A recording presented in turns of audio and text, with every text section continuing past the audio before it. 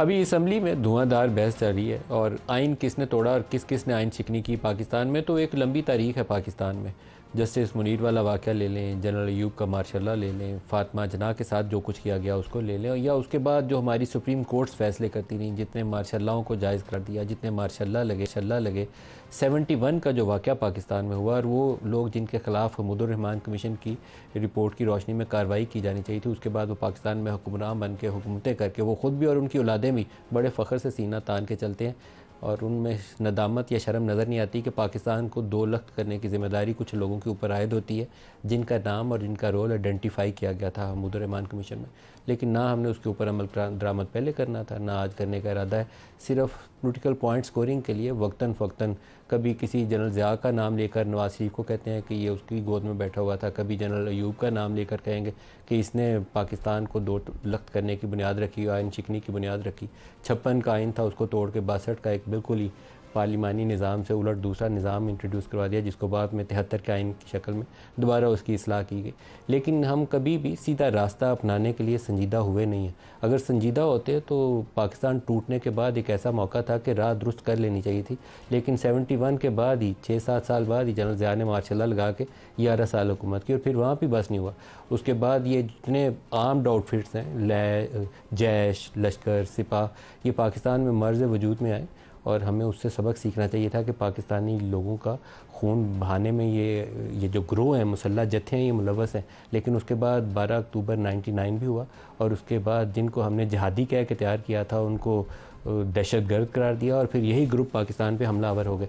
हमने सीखा? बिल्कुल नहीं सीखा। फिर हमने नया पाकिस्तान बनाने की 2011 में बुनियाद रखी, ये भी एक बड़ी भयानक गलती थी। जैसे IGI को बनाना एक भयानक गलती थी, आइन शिकनी के मुतरादिफ था। ISI पैसे बांटती रही सियासतदानों के अंदर IGI को इकट्ठा करने के लिए, एक इत्तेहाद, इस्लामी जमहूरी इत्तेहाद बेनज़ीर को इक़्तिदार से बाहर रखने के लिए, जिसको सिक्योरिटी रिस्क करार दिया गया था। तो 2011 में यही पूरी कार्रवाई, IGI वाला पूरा ऑपरेशन दोबारा दोहराया गया इमरान खान को खड़ा करने के लिए, जो 2018 में जाके कामयाब हुआ। और उसके बाद 3-4 साल की हुकूमत के बाद उससे लड़ाई होगी, और अगले 15-20 साल, जैसे नवाज शरीफ से 30 साल से, फिर पहले तो 4 साल 6 साल इक़्तिदार दिलाने में लगाए थे, फिर 25-30 साल लड़ाई में डाले। अब इमरान खान के साथ भी यही सूरत हाल है, 4 साल इक़्तिदार है तो बाकी का अरसा अब लड़ाई में। पाकिस्तान ऐसे आगे नहीं जा सकता। पाकिस्तान को आगे जाने के लिए ज़रूरी है कि अपना अपना काम सारे करें। जो जर्नलिज़म का काम है वो जर्नलिस्ट करे, जो सुप्रीम कोर्ट का काम है वहाँ बैठ के फ़ैसले इंसाफ और कानून के मुताबिक करें, सिक्योरिटी के अदारे सिक्योरिटी का काम करें, और पॉलिटिशियन अपना काम करें। वो रातों रात सीढ़ी लगा के इक़्तिदार की मंजिल पाने के लिए वो जो कंधों पे बैठते हैं, फिर कंधों पे दूसरा उठा के ज़मीन पे पटकता है, तो फिर चीखते चलाते हैं और जमहूरियत याद आती है। माजी सब का एक ही जैसा है, वो नवाज शरीफ हो, इमरान खान हो, या पीपल्स पार्टी के लोग हो, सब ने एक ही रास्ते से इक़्तिदार पाने के लिए वो सही की है। सीधा रास्ता अपनाते तो शायद इनको इक़्तिदार से हटा कोई ना पाता। आज एक ग्रैंड डायलॉग की भी बहुत सी बातें चल रही हैं, तो मैं प्रोग्राम के आगाज़ में कुछ आपको शॉर्ट्स दिखाना चाहूँगा। तीनों सियासी जमातें एक ही बात दोहराई जा रही हैं कि बातचीत होनी चाहिए, लेकिन आपस में बैठने के लिए कोई भी इनमें से अभी तक आमादा नहीं। ये वो बयानात हैं जो आपने नून लीग, तहरीक इंसाफ और पीपल्स पार्टी के सुन लिए। टॉप मोस्ट लीडर कह रहे हैं कि ये काम होना चाहिए, लेकिन होता क्यों नहीं है। ज़रताज गुल साहब हमारे साथ हैं। ज़रताज, बहुत शुक्रिया। तहरीक इंसाफ क्या वाकई संजीदा है अपोजिशन पार्टी के तौर पर हुक्मरान जमातें जो हैं पीपल्स पार्टी और नून लीग उनके साथ बैठे और एक रास्ता निकालें? थैंक यू मलिक साहब, thank you for inviting me. मैं बार बारी की बात करती हूँ एज पोलिटिकल कारकुन। मैंने एज ए पोलिटिकल कारकुन 2 साल में जितनी सियासत में तकलीफ़ और आजमाइश बर्दाश्त की है, जितने FIR मेरे ऊपर है, जितना मेरे घर वालों को, हमारे कारोबार को, हमारे ख़ानदान को नुकसान पहुंचाया गया, पॉलिटिकली जितना ज़मीन मेरे ऊपर तंग की गई कि मुझे समटाइम समझ नहीं आता था कि मेरा रोल है क्या, मैंने आगे इस मुल्क के अंदर सर्वाइव कैसे करना है। जब मैं मुल्क की पैट्रियाट हूँ, मैं सबसे हिलाली परचम के ऊपर यकीन रखती हूँ, और क्या था कि पॉलिटिकल स्पेस मुझे नहीं देनी थी। यही मेरी पार्टी का कसूर है कि मेरी पार्टी, हमारा नज़रिया है, आवाम इस बात को मानती है, और आवाम का ही क्राइटेरिया है जो आपको वो वोट देती है। और 8 फरवरी को और 21 अप्रैल को सबसे ज़्यादा वोट पाकिस्तान तहरीक इंसाफ को पड़ा, इमरान खान को पड़ा। हमारा नज़रिया क्या है? हम ये कहते हैं कि अपनी अपनी हदूद में रहो। हम क्या कहते हैं? हम कहते हैं कि सबस पासपोर्ट का हम लोगों ने, और सब्ज़ लाली परचम का, और इंडिपेंडेंट फॉरेन पॉलिसी का एब्सोल्युटली नॉट कह के हमने मुकदमा लड़ना है। उसके पीछे सज़ा हमें बहुत बड़ी दी गई। आज भी मेरा लीडर जेल की काल कोठरी में पड़ा हुआ है, आज भी उनकी बेगम साहिबा को तकलीफ और आजमाइश में डाला हुआ है। एजाज चौधरी साहब से लेकर, परवेज़ इलाही साहब से लेकर, शाम मुद कुरैशी साहब से लेकर, उमर चीमा और बहुत सारी खवातीन और ऐसे पॉलिटिकल वर्कर जिनके पास शायद वकीलों के भी पैसे नहीं हैं, इस वक्त जो है वो जेलों के अंदर बैठे हुए, इंसाफ नहीं हो रहा। तो मैं एज पॉलिटिकल वर्कर ये समझती हूँ कि अगर स्पेस पे निकलनी है, अगर बातचीत का रास्ता भी निकलना है, और अगर ख़ानदान शरीफ को और ख़ानदान ज़रदारी को या किसी भी XYZ को इस पाकिस्तान के पॉलिटिकल फैब्रिक के ऊपर सियासत करने का हक है, तो पाकिस्तान तहरीक इंसाफ को भी उतना ही हक है, क्योंकि हम आवाम के मैंडेट्स आए। बातचीत तो बातचीत मैं ये समझती हूँ कि बातचीत इसलिए होनी चाहिए कि इन द एंड एक ही बात मैं कहती हूँ कि जब आप पॉलिटिकल पार्टीज आपस में इकट्ठे नहीं बैठती हैं, सम टाइम ऐसे होता है कि पॉलिटिकल पार्टीज को, फॉर एग्जांपल ये जो इस वक्त PMLN है, इनको अपने हदूद में नहीं पता कि इन्होंने सेनेटर किसके कहने के ऊपर वोट दिए। इनको ये नहीं पता कि इनके मिनिस्टर्स कहाँ से आते हैं। आप इनसे पूछना ऐवान में ऑफ द रिकॉर्ड। आपकी PTI का भी यही हाल था, आपकी मिनिस्ट्रियों के फैसले कहीं और होते थे, कोई चंबा नहीं है मुझे ये इस बात मैं उसका जवाब भी आपको देती हूँ। मैं उसकी वजह आपको क्यों मैं क्यों डायलॉग पे बिलीव करती हूँ कि जब ये लोग आते हैं उस वक्त जब आपको इनको अपनी सफ़र में पता नहीं है ना PMLN को कि कौन सेनेटर बन गया, कौन मिनिस्टर बन गया। जब इंटीरियर मिनिस्टर साहब एक दफ़ा यहाँ पे अवान में तशरीफ लाए, खुद PMLN जाके ऐसा जाके उनके कदमों में बैठा है, कैसे तो वो शहबाज शरीफ का जो है वज़ीर आज़म का यानी इस्तकबाल नहीं करते। कोई तो उसकी वजह होगी, कोई तो उसके पास पावर होगी ना कहीं तो उसके पास ऐसी ताकत है जिसकी वजह से एक इंटीरियर मिनिस्टर का ज़्यादा रोब है, लेकिन वज़ीर आज़म को नहीं पूछा जा रहा। तो हमारे दौर में भी ऐसा है, इस दौर में भी ऐसा है, पहले दौर में भी ऐसा होता रहा। हमारे टाइम पे बहुत सारे टेक्नोक्रेट्स आए जो कि बहुत लायक लोग थे, इतने लायक लोग थे कि वो फेडरल मिनिस्टर बन गए। लेकिन जिस टाइम रजीम चेंज आया, जिस टाइम कहते हैं ना उस वक्त जमाने में लफ्ज़ था कोड़े खाने के, इस वक्त लाठीचार्ज था। हम पे लाठीचार्ज है, हम पे शेलिंग हुई। उनमें से किसी ने लाठी नहीं खाई, एग्जैक्टली हवा बदली, वो भी बदल गए। एग्जैक्टली तो ना किसी ने वो लाठीचार्ज बर्दाश्त किया, ना किसी ने शेलिंग बर्दाश्त की, ना किसी को सड़कों के ऊपर घसीटा गया। अगर सड़कों के ऊपर घसीटा गया, अगर 43 या 50 FIR की गई, या अगर चादर और चादर दीवारी को पामाल गया, तो हम पॉलिटिकल वर्क करते ना। शहरियार अफरीदी था ना, अली मोहम्मद खान था ना, जरताज गुल थी, शंदाना गुजार थी, हमाद अजहर था, मुराद सईद था। मेरा मतलब है कि जब उस वक्त ये लोग चले जाते हैं उड़ के, ये चले जाते हैं, मुझे नहीं पता कि उनको कौन ले लेता है, और वो बहुत लायक लोग होते हैं। बल्कि मैं आपको एक बड़ी मज़ेदार बताती हूँ। अली मोहम्मद खान की मेरे साथ कैबिनेट के अंदर कुर्सी होती थी, हम जो स्टेट मिनिस्टर होते थे, तो हम लोगों को देखा करते होते थे कि जो हर दौर में मिनिस्टर होते थे, तो हम कहते थे कि इधर ही एक एस्टैब्लिशमेंट डिवीजन बना दिया जाए, ये मुस्तकिल यही बैठ जाया करे। क्योंकि हम और आप जो पॉलिटिकल लोग हैं वो लड़ के अपने हलकों से वोट लेके बेक करके अपने वो कहते हैं ना अपना एहतसाब देकर हम वोट एक वोट को हलाल करके आते हैं कि हमें वोट दे दो, मेरा नजरिया है, मैं डेरा गाजी खान को अच्छा रिप्रेजेंट कर सकती हूँ, मैं आपका केस लड़ सकती हूँ। लेकिन उसके बाद यहाँ पे कोई और फेडरल मिनिस्टर होता तो हम कहते हैं इनको establishment division by the way cabinet में ओरिजिनली है, तो हम कहते थे कि एस्टैब्लिशमेंट डिवीजन को चाहे कि इनके मुस्तकिल नोटिफिकेशन कर दें।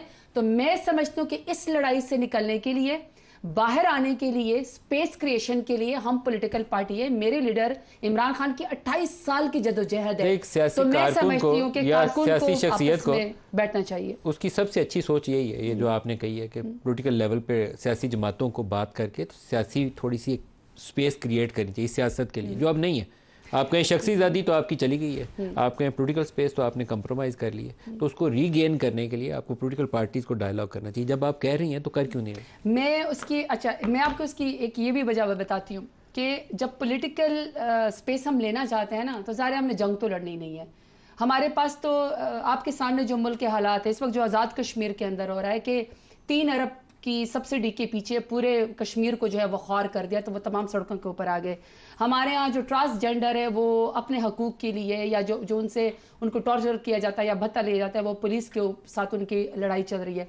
किसान हमारा जो ज़मींदार, जो इज़्ज़तदार इंसान है, जो मेरे और आपके ऊपर बोझ नहीं, उल्टा मेरा और आपका गंदा मुका के बोझ उठाता है, उसको जो है वो असम्बली हॉल के सामने, पंजाब असम्बली हॉल के सामने उसको लाठी चार्ज किया जाता है। ऐसे में जब आप पॉलिटिकल स्पेस एक दूसरे के साथ क्रिएट नहीं करते, आपकी हुकूमत पे या अमूर के ऊपर आपकी अबूर नहीं होता, तो ये हालात इसी तरीके से आपके उसमें से निकल जाते हैं। वहाँ फ़ायदा फिर कौन उठाता है? वही लोग फ़ायदा उठाते हैं जिसका ना हम नाम ले सकते हैं ना कोई और नाम ले सकता है। आप कह रही हैं कि बातचीत होनी चाहिए, उसको सही से सब्सटेंशिएट भी कर रही हैं अपने आर्गूमेंट को कि क्यों होनी चाहिए, लेकिन हो क्यों नहीं रही? अच्छा, ये जो खान साहब है ना, देखें मलिक साहब, मैं जरताज गुल का तो ज़ाती वोट है नहीं, मैं तो इमरान खान के एक ISF की स्टूडेंट थी। मैं वहाँ से यूथ लीडर के तौर पर दूसरी दफ़ा डेरा गाजी खान के गैर अवाम ने मुझे वोट दिया है। इमरान खान के पास पॉलिटिकल डायलॉग की स्पेस है, इमरान खान का वोट है। इस वक्त शेर अफजल मरवल, जरताज गुल, अली मोहम्मद खान, बैरिस्टर गौरव मरियूब साहब सब मोहताज हैं इमरान खान के वोट है। इमरान खान से ही इस डायलॉग को बातचीत को ओपन कर सकते हैं। लेकिन मेरा ख्याल है कि वो जो पॉलिटिकल कमेटी उन्होंने एक बनाई है जिसमें 3 लोग मेरा ख्याल में हैं, और मैं समझती हूँ डॉक्टर आरिफ अलवी साहब को भी ज़रूर होना चाहिए, असद कैसर साहब को भी होना चाहिए, हमसे उसमें बात में भी और वज़न में भी और एक पॉलिटिकल एक्सपीरियंस में हमसे बड़े और इतने बड़े अहदे के ऊपर रह चुके, एक स्पीकर रह चुका है और एक वो सदर रह चुके हैं, जो मैं समझती हूँ कि इस डायलॉग को पॉलिटिकल पार्टी के साथ आगे लेकर जा सकते हैं। खान साहब ने ही उसको गो हेड देना है। क्यों नहीं हो रहा अभी तक, क्यों नहीं स्टार्ट हो रहा है? मेरे ख्याल में कि अगर हम 2-3 चीज़ें तय कर ले। कौन कौन सी? पहली बात तो ये तय कर ले कि जरताज गुल ये वोट नहीं लेकर आई कि मैंने पार्लियामान में बैठ जाना है। मैं डेरा गाजी खान का मुकदमा लड़ने के साथ साथ असल मुकदमा मैं अपने लीडर इमरान खान का लड़ने के लाई हूँ, जिनको आपने 31 साल की रात और रात सजा दे दी। और अगर अब राना सनाउल्लाह साहब कहते हैं कि आप पॉलिटिकल टेबल, आप सियासी उसके ऊपर बैठक में बैठेंगे तो आपके सियासी मामलात और ये सजाएं भी ख़त्म हो जाएंगी। इसका मतलब है जो हमारी एक कन्विक्शन है कि खान साहब को आपने गलत सजा दी थी रातों रात ताकि कौम ना उम्मीद हो जाए, इसका मतलब है कि हमारा स्टांस मान लिएगा। पहली बात टेबल पर हमें यही रखनी चाहिए कि खान साहब समेत तमाम बेगुनाह कैदियों को बाहर लेकर आ जाए, अवाम के मैंडेट के ऊपर बात होना चाहिए, अपनी अपनी हदूद के ऊपर बात होना चाहिए और इंसाफ सबके लिए बात होनी चाहिए। मेरे ख्याल में न ये मेरा जाती मामला है, न ये आपका जाती मामला है, इससे पाकिस्तान ही आगे जा सकता है। खान साहब ने ही ये फैसला करना है और मेरी एक्सेस अभी तक नहीं है। मैं कोशिश करती हूँ। आपकी पहली तो ये बात होगी कि इमरान खान को रिहा किया जाए, फिर दूसरी बात ये होगी कि पीटीआई के जो लोग वर्कर्स पकड़े हुए हैं उनको रिहा किया जाए। बल्कि आज हुकूमत ने ही इनिशिएट किया है, बल्कि मैं उसके ऊपर शायद कल बात भी करना चाहती हूँ। एक वो विमेन एम्पावरमेंट कमेटी भी बना रहे हैं जिसमें वो दोनों अवान की होगी और इसको स्पीकर साहब ने भी बड़ा अप्रिशिएट किया और हमने भी इसको इंडोर्स किया है कि ख़वातीन के लिए हमें विमेन एम्पावरमेंट के ऊपर बात करनी चाहिए और हमें यहीं पर पॉलिसी मेकिंग करनी चाहिए। देखिए ना, मैं पॉलिटिकल वर्कर हूँ, ये क्या बात हुई कि आप मुझे पॉलिटिकल राइट्स एक्सरसाइज नहीं करने देते, मुझे आप जलसे में नहीं जाने देते, आप मुझे आरओ के दफ्तर में जाने नहीं देते, आप मेरे ऊपर बेवजह FIR करवा लेते हैं। तो मैं जो सबसे ज़्यादा ताकतवर ख़वातीन में आती है, इलाके से वोट लेकर आती हूँ, तो अगर मुझे इंसाफ नहीं मिलेगा तो मेरे इलाके की ख़वातीन की मैं कैसे आवाज़ उठाऊंगी?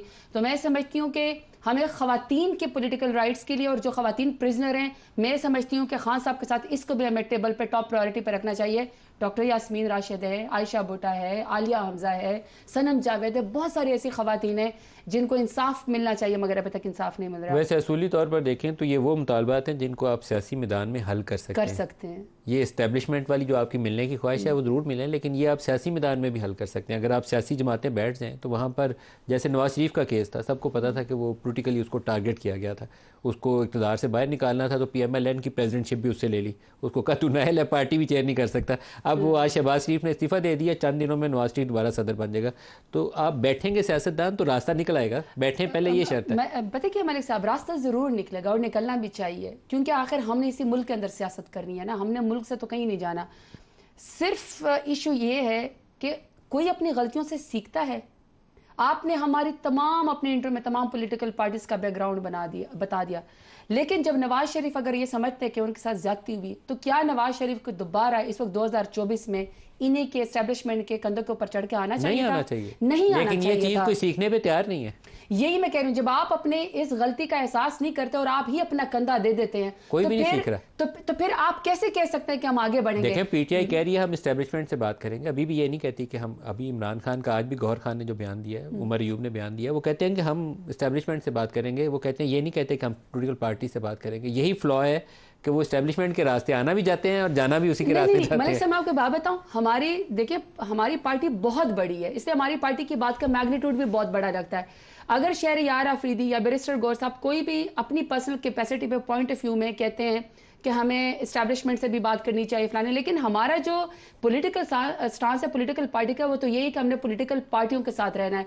अगर कोई तंजन या गुस्से में या ओरिजिनलिटी में ये कह दे कि असल पावर तो किसी और के पास है, आपके सामने आप लोगों की मेरे ख्याल में एस्टैब्लिशमेंट बहुत कमांडिंग पोजीशन में है और ये कहें कि सियासत में उसका रोल नहीं है तो ये बात गलत होगी, लेकिन सियासतदान जब आपस में बात करते हैं तो हमेशा एस्टैब्लिशमेंट को इंगेज करके रास्ता निकाल सकते हैं। ये बात कहें, मेरा तो ख्याल है फिर बात ये भी करनी चाहिए ना कि फिर आगे जब इस दफा बातचीत तो उसमें फिर ये भी जरूर करना चाहिए कि जो इस दफा पॉलिटिकल अपना कंधा दे उसकी भी फिर माफी नहीं होनी चाहिए। आप पहले अपनी जमात से ये इलामिया दें कि आइंदा हम किसी का कंधा लेके इक़्तिदार में नहीं आएंगे, फिर बाकियों से फरमाइश। मलिक साहब, मैं तो देखिए मैं इस पार्टी की ब्रेक करीब आ गई, लेकिन इसका जवाब मैं जरूर दूंगी। ब्रेक से वापसी